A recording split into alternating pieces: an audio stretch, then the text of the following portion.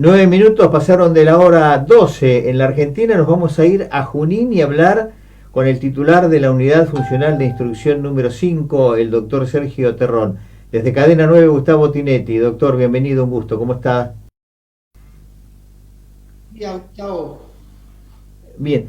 Doctor, yo me voy a permitir dos cosas. Primero, tutearte, porque quiero hacer una charla más coloquial y acercar al fiscal con la gente, porque en definitiva el fiscal, ¿cuál es? Representante de nosotros los vecinos en un hecho ilícito o supuestamente ilícito de investigación, pero para acortar un poco y crear un clima distinto. La primera pregunta, ¿naciste en Junín? ¿Sos de Junín? perdón, se escucha abajo porque me llaman y se baja el audio. Si sos nacido en Junín. Sí, sí, sí, sí, nacido en Junín, sí, Bien, sí, ¿y sí. dónde hiciste la carrera? ¿En Buenos Aires o En La la Plata? Universidad de La Plata me recibí de abogado yo. En La Y Plata. de especialista en Derecho Penal y Criminología también, ahí en la Universidad de La Plata. Bien. ¿Y qué te llevó por el derecho penal? Y bueno, el derecho penal, ¿me escuchás? Porque Sí, perfecto. ahí está. El derecho penal es el primer amor, la primera novia, ¿no? Que tiene todo estudiante de abogacía. Pero bueno, muy pocos logran casarse con ella. Claro, por los temores que hay que Y vencer.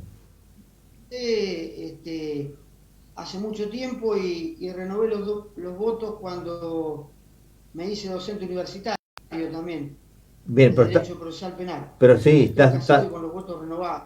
estás dando clase en la UNOVA, ahí en Junín, no tenés que desplazarte mucho.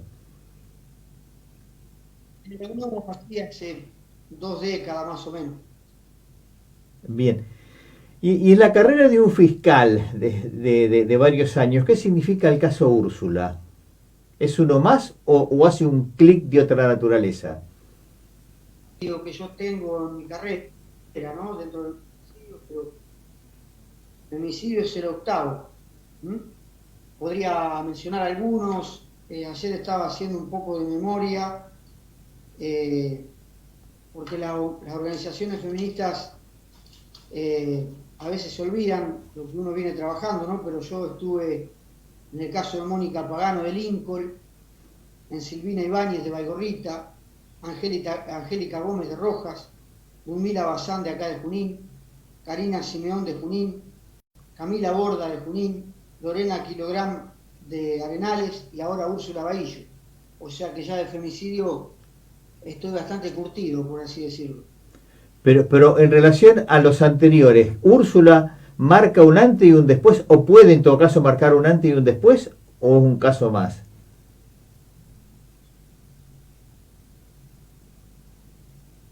¿Verdad? Si esto no es una bisagra, va a seguir mal. ¿Y de qué depende? Y depende de que haya herramientas más efectivas, más potentes, ¿no? Porque nosotros, los fiscales, lo único que podemos hacer es pedir una detención si la causa es detenible o pedir prohibiciones de acercamiento o botones antipánico cuando son desobediencia o hasta a veces hasta amenazas, ¿no? Ahí lo que se puede hacer, como son causas no detenibles, se puede pedir ese tipo de medidas, ¿no? De restricción de acercamiento, pero bueno, estas medidas que son las más habituales son ineficaces porque nosotros vemos que en el más del 90% de los femicidios son medidas donde los femicidas tienen perímetro y botones antipánicos y no acatan la orden.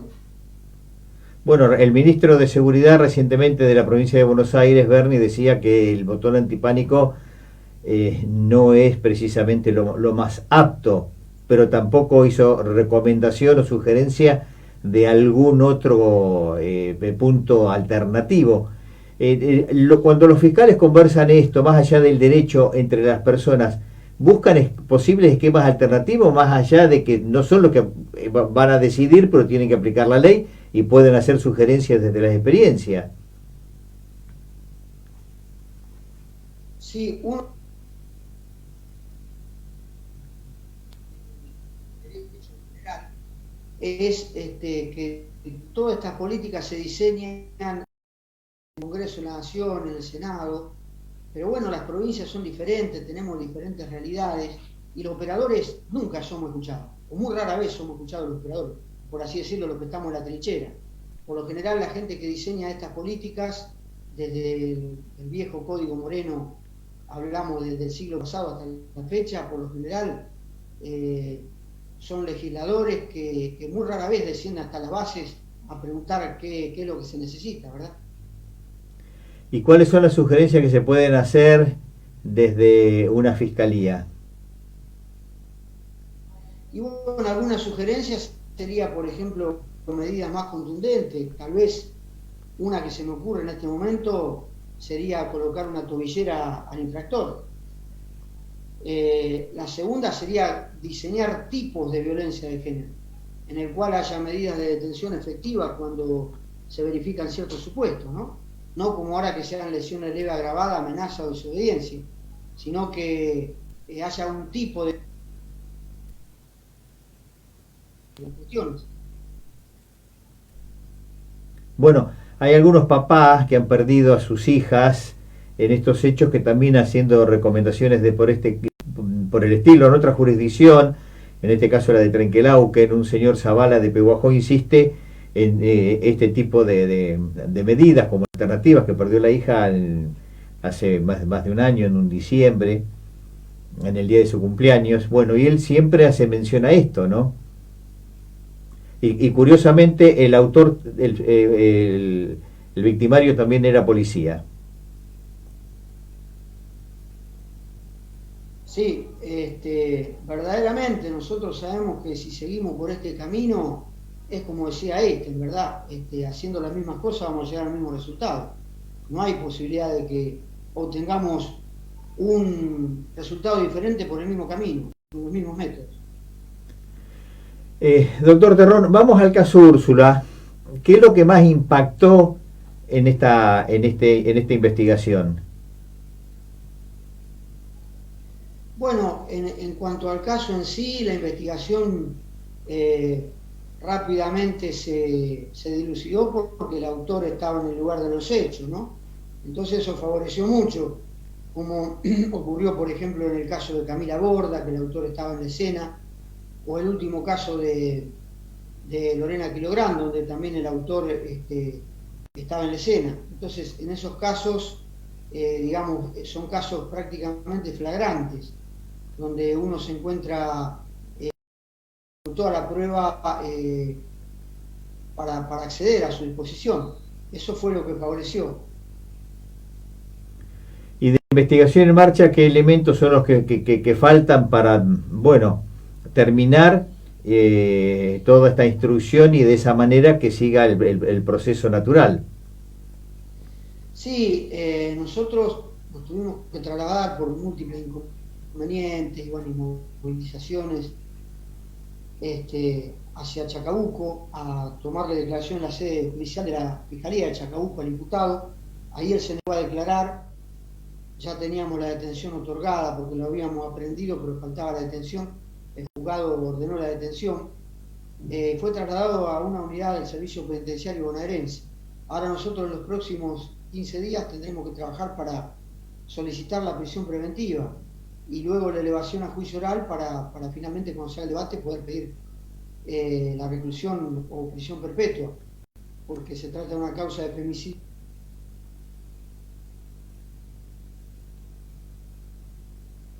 Ahí se cortó un poquitito. Me están permanentemente de otros medios y se corta la llamada. Bueno, no. Pensé que era en el marco de la actividad de la UFI en turno. Entran llamadas y de otros medios y se corta la comunicación. Bien. Puede ser un caso que se ventile rápidamente. En general, Junín, en estos casos en general, ¿no? Los tribunales son bastante expeditivos y este puede ser un caso así también. Y bueno, depende de la agenda de juicio, ¿verdad? Los tribunales están muy colapsados y con la pandemia se han colapsado más, se han retrasado mucho las agendas. Pero bueno, sería deseable, ¿verdad?, que fuera rápido esto, como fue en el caso de Camila Borda, por ejemplo, que en 5 o 6 meses teníamos ya la sentencia. Sí, por eso me acuerdo de ese caso, por eso hice la pregunta también. Nosotros desde afuera, como periodistas, hemos mencionado en varias oportunidades, incluso a la luz de algún hecho del 9 de julio, que la justicia o la investigación, y sobre todo los jueces de paz, ante denuncias de esta naturaleza, tienen que actuar como el bombero al incendio. La pregunta es, ¿esto es viable procesalmente? Perdóname, no te escucho porque siguen insistiendo con las llamadas y se corta el audio. ¿Me podrías repetir la pregunta? La pregunta es, nosotros decimos que se debe actuar como el bombero al incendio ante una denuncia de violencia de género.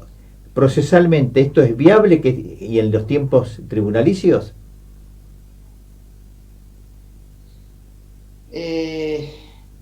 Hay que tener en cuenta alguna serie de factores que yo les he explicado porque en el imaginario social está muy lejano de lo que dice la ley, ¿verdad? La gente no sabe que hay causas detenibles y hay causas no detenibles. Por ejemplo, es detenible un robo calificado, una violación, una extorsión. Son causas que tienen un término medio de prisión prevista superior a los 3 años. Pero cuando hablamos de lesiones leves, amenaza, desobediencia, son delitos no detenibles, ¿verdad? Otra cosa que hay que tener en cuenta también es que las denuncias no son antecedentes, sino las sentencias condenatorias firmes. Eso es otra cosa que por ahí la gente no comprende.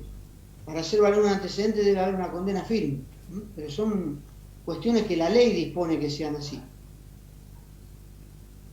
Bueno, pero en este caso, la sugerencia que vos estás haciendo, hacer alguna reforma que tendría que pasar por el Congreso, también lo que le corresponde a la legislatura bonaerense que tome nota, y a partir de ahí el trabajo de ustedes con herramienta, ¿no?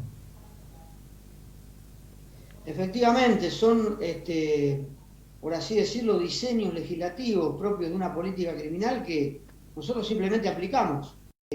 También hay que tener en cuenta, y la gente no lo sabe, pero lo dice el código, los fiscales actúan después del hecho y no antes, ¿no es cierto? Obviamente. Nosotros investigamos lo que ya pasó. O sea que preventivamente es nada lo que podemos hacer, es pedir medidas perimetrales y botones antipánico o detenciones cuando corresponda. Luego son los magistrados los que resuelven si van a hacer lugar o no a estos pedidos, pero siempre es el juez el que resuelve.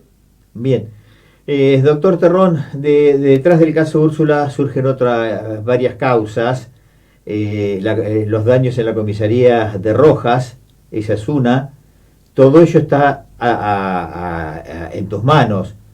¿Qué otras más colaterales surgieron?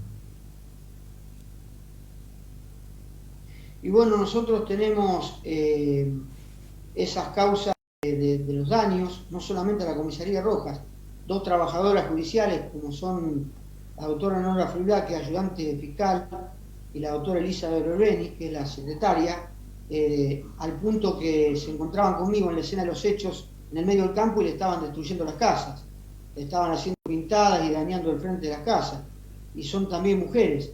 Esto también se va a investigar. Y bueno, desde ya la Secretaría de Derechos Humanos de la provincia nos ha solicitado que se investigue y se va a investigar, se está haciendo, si hubo también exceso policial en la represión. Todo eso surge de un solo hecho. Y en el marco de la investigación puede surgir que el reclamo de la mamá de Úrsula pase a ser una instigadora a la luz de los daños en la comisaría de Rojas. Me repita, pero no lo voy a cortar. ¿Cómo? No, que no escuché la pregunta porque se corta por la llamada que entra. Lo que te preguntaba Sergio es si a la luz de la investigación puede surgir la presencia de la mamá de Úrsula como instigadora para los daños en la comisaría de Rojas. No lo creo en absoluto. Es una mujer que está totalmente devastada, hay que ponerse en la piel de ella. Ella no es instigadora de nada. Acá hubo elementos extraños, inclusive que sospechamos de hasta otros lugares que han venido para aprovechar esta situación y dañar y romper y instigar, ¿verdad? Siempre acá en este tipo de hechos se mezclan tratan de aprovechar el contexto para sembrar el caos, y eso es lamentable porque la violencia nunca lleva a ningún buen resultado. La violencia no genera ningún cambio. No, no, en eso estamos totalmente de acuerdo. En eso coincidimos. Y máxime en una sociedad tan particular, ¿no? Donde desde distintos ámbitos afloran mensajes hasta violentos. Y entonces hay que manejarse con un equilibrio permanente todo el día. Si uno lo mira desde lo social, las redes sociales, algún comentario político, no está libre de alguna expresión violenta en lo verbal. Y esto colabora desde lo psíquico. Efectivamente, coincido. Bien, sabemos que estás trabajando, que tenés mucha actividad. Te vamos a convocar para otro momento, si nos permitís, para hablar de algunos temas que hacen también al rol nuestro, con la UFI, me refiero a la prensa, con la UFI, cuál es la lectura que hacen ustedes, como abogados y también como parte de la sociedad, porque en definitiva tienen un rol que está a favor de la sociedad, pero la herramienta es el derecho. Y el comunicador, el periodista también tiene que trabajar teniendo como parámetro, más allá de la libertad de prensa, el derecho, porque yo no me canso de decir que en la Argentina no hay derechos absolutos. Bueno, en el mundo podríamos decir, no hay derechos absolutos y entre ellos la libertad de prensa tampoco, por más que muchos la pregonen. Y vos desde Exacto. el punto... La Corte de Estados Unidos, ¿no? Cuando sentó Tal cual. delito de prensa, porque nosotros tenemos comunicadores que ahí es, la sociedad nuestra es variopinta, y como en todo quehacer hay individuos y elementos con diferentes intencionalidades, y acá también hay elementos que son incendiarios, tribuneros, no tienen objetividad, tampoco tienen conocimientos, ni siquiera conocimientos básicos del derecho, y opinan con una holgura que realmente es llamativa. Y lo único que hacen es sembrar el caos para tener 2 días más de noticias, ¿verdad? Entonces, este tipo de periodismo le hace mucho mal al país entero, ¿no? Yo prefiero el periodista mesurado, objetivo y que sabe escuchar. Hay grandes periodistas que se caracterizan por saber escuchar, que es lo que le falta a nuestra sociedad. Escuchar al otro, porque siempre en el otro hay una respuesta y hay siempre parte de la verdad que buscamos. Esto por ahí es lo que le falta algunos periodistas que están en algunos grandes medios que, bueno, se caracterizan por esto. Gracias a Dios son pocos. Sí, pero que influyen. Doctor Terror, muchísimas gracias por el gesto, lo mejor. Una pregunta final que no tiene nada que ver. Vos cuando eras chico, ¿salías a jugar al carnaval? ¿Ibas con agua, con bombitas? Perdón. Cuando eras chico, ¿ibas a jugar al carnaval? Sí, jugábamos al carnaval, tiramos bombitas de agua, se jugaba con baldes y luego se sacaba un tocadisco a la vereda y se bailaba.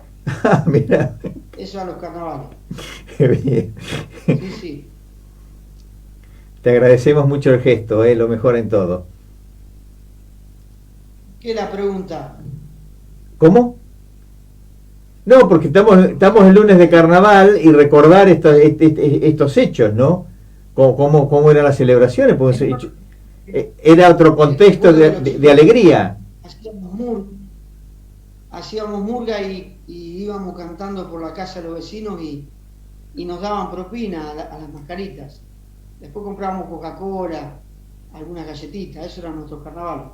No, por eso lo quería refrescar en un lunes de carnaval, trabajando ambos, y que muchas de estas cosas se perdieron hoy en las ciudades, pero que refrescan un principio de buena fe en lo absoluto, por decirlo de alguna manera.